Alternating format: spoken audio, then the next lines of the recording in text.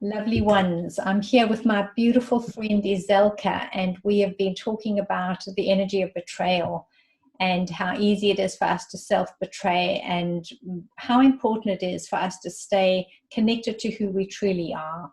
So Izelke is this young, beautiful young person, and in order for her to show up in the world and to honor that she is young, yes, but she is a young person with enormous vision and enormous clarity.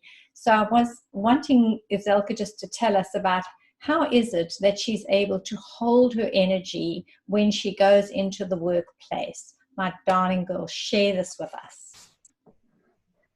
Yes, so it's not easy to put it out there. It's not easy. But the moment you make the mindset and I owe this to me every single day, this is the biggest gift I can give to me. It's not like I have to do this. It just becomes a gift that you give to yourself because you stand in your truth, your absolute truth, and you hold your very best, that what is in your heart, in your spirit. You just hold it so deeply and you ground yourself and you stand for that.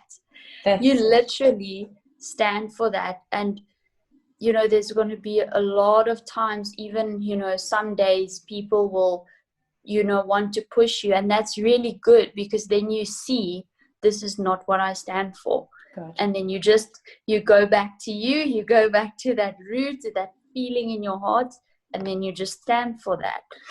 So it's been this year, it's been that pattern on repeat for me in my workplace, at least, for showing up, and some months it's harder and then some months it's easier, but that's been the core of what I've been practicing. Izelke, so really what we're saying here is when you're standing for you, you're trusting you believe that you have a unique gift, and that gift will only come through you if you honor it, if you listen to it, and if you give it space in your life for it to develop into its full potential. And really what we're saying right underneath all of this, and you and I have spoken a lot about this, is this energy of betrayal. And what happens is we feel so disappointed in the world and with others when we feel betrayed, when we feel like someone has let us down, or there's been a lack of integrity or a lack of honesty, or they just haven't seen or heard us, or dismissal or rejection kind of an energy. If we feel any of those energies from another, we become very angry towards that person and very sad in our own energy frame. So we know we don't like it, but the funny thing is that we self-betray all the time. We give up our own heart's desire. And you said that a few times. Your heart is calling. There's a key, a code in the heart that is calling us to stand in our space, in our integrity, and not self-betray. And you know how to catch that. So how did you learn how to catch that, my angel? And then all of a sudden you reach a point where there's kind of a stableness, and then everything is good and you stand in your truth. And then slowly but surely it's like you start to drift away, because now you've done all this work and you get into a comfortable place where, okay, things is good and everything's flowing. And then all of a sudden there's this, you become, it's very distinct. You become so agitated. People around you just irritate you. Yes. Everything feels chaotic around you. Inside there's, your thoughts are racing. Your mind's in a million places at the same time, and nothing just feels right. And for me, some days I'd even change my wardrobe like 5 times and just nothing sits right with me.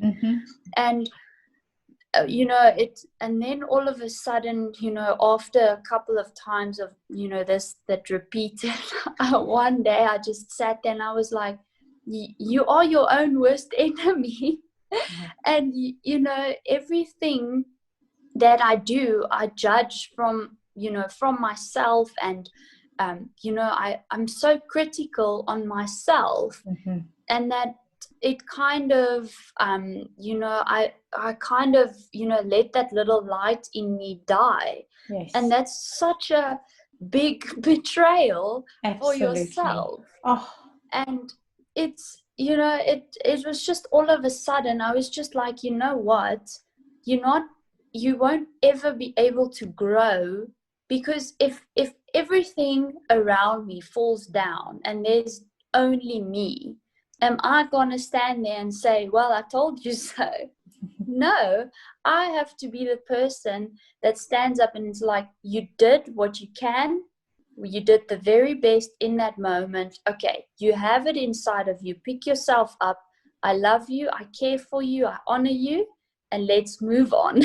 But fantastic. every single day, it's really just, and if you don't do this daily and you don't check in with yourself and with your heart, that moment your heart signals and you go against it, I think that's the worst thing we can do as a human, because in that moment, that conflict starts, because it's like your heart is calling, Yeah. and you're going another way, you're going away from you.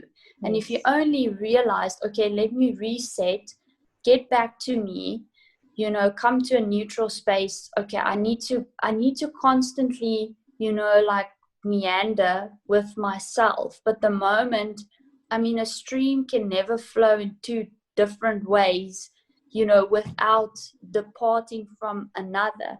And I feel like for me, I cannot allow that. Yes. Because you just become so miserable.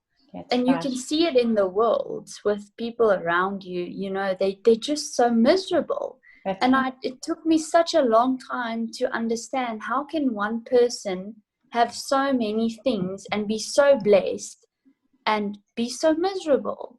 And it makes absolute sense, because when you have that agitation in your heart, it's the worst feeling. It's literally because it's not true to who you are. That's right. And I think that's the key, maybe, is, when you're feeling that and you look at people around you and you're irritated, just go back. Are you really in your truth? And I think 90% of the time, you're not. If you're agitated, you're not. I quite agree, because how else will your being signal to you that it's not happy, or it's not delighted, or it's not content with what is happening? So there is that. It's got to affect you. It's got to show up Yes. in you so that you can feel it or know it or see it or sense it in you. But if we turn those sensory perceptions off and we keep switching them off, then we're really just becoming like a mechanized being, a robotic person just going through this life and Yes. hoping to goodness nothing bumps us too hard. And that's fine if we want to live a life that is as simple and as really a very simple way. But the truth is that we live here with each other, and nothing is a sure thing. Everything's changing in every single moment, and so are we. So it's this Yes. ability to adjust to the setting and to read it and to connect and to stay flexible and open and accountable. These are such strong energy frequencies for us to start to empower our being and really Yes. get to know who we are. The young people of today, those who have found it, have truly found it and are standing right in their integrity and standing in it. And for all of you, for the young people who are out there, because you're the ones who are holding this light of a different life. And the potential for that is coming through you. But the only way it can come through you is to continue to hold that light. And so the call out there to every young person who is stepping into work, I know you're stepping into structures and performances and disciplines that do not match who you are and how you think and process. However, be willing to go into them and just rest there and keep shining your light. And in a way, we magnetically transform that space. We drop ourselves with great intention into the place where we are, and then we begin a ripple. And this ripple starts to connect and collect the collaborative people who are like-minded, because the moth comes to the flame and you hold the light so that those those other team workers who are more within that mindset can collaborate and connect. That's when energy starts working in such a powerful way, when we start drawing and collaborating and connecting. It's just a wonderful gift, my darling.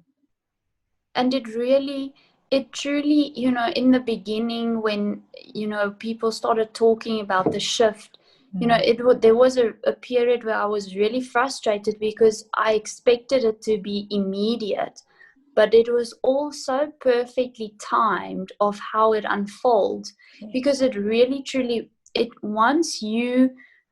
and it's the key, once you connect into you and you stand truthful to you, everything around you changes. That's everything. Right. And I've witnessed it in my entire workplace. It was just like all of a sudden, the people around me could see what I see. And it's really, some days you have to reset, and you have to do this daily. And one of the best ways is to just become still. In that stillness, you really find that. But it really, once you keep that intention, there's almost no, and that's the best part. You don't have to do this very magical meditation, and it's not like you have to be, some exceptional, or you have to, it's literally just standing truthful to you. That's right. The key. If you have that, it changes your life, really, from the way you view it. And because once you do that, also your senses, and when you spoke about your senses, to me, it's like I really saw how much we shut down our own senses by not being truthful. And once you allow yourself to experience that delight again, and it's so truthful to how we were created, and what's our like natural state of being. Once you allow that again, it just, people can, the world's politics can go on, and people around you can throw their tantrums, and they can have a bad day, and the structures may be in place, but it doesn't matter.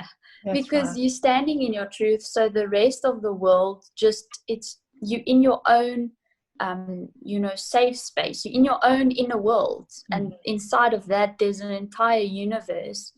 And to me, that's a thought that I keep every day. When the chaos starts, I just go into my own inner universe. That's right. And begin to create from that inner universe. It's not a running away or defending, deflecting, denying, because that energy is no good. But it's going in and standing in the truth, connecting with the heart's desire, accepting the contrasts that are revealing themselves and showing us which way to look, and then choosing that and keep choosing it, and establishing this almost like a grounding cord. It is such a very, very powerful frequency that we hold. If we only knew how powerful we are, we would really all be doing this with all our heart and all our soul, with every breath and every step and every heartbeat. We would be doing this. So I love what we have shared, and we will definitely talk more. Good, we do. We talk a lot, Izelke and I. My darling, thank you for just bringing your thoughts in and holding the space that you hold, my sweetheart, and continue to do it, and continue to encourage the young people by holding the same energy and just spreading the love, spreading the light. Thank you. Thank you for you. I think you've held this intention for a long time, and I think it's finally coming to show. So thank you for you. Oh, thank you, beautiful girl. Love you, and heart and soul will connect again, and we'll talk and share some more. Thank you, darlings, for all listening in.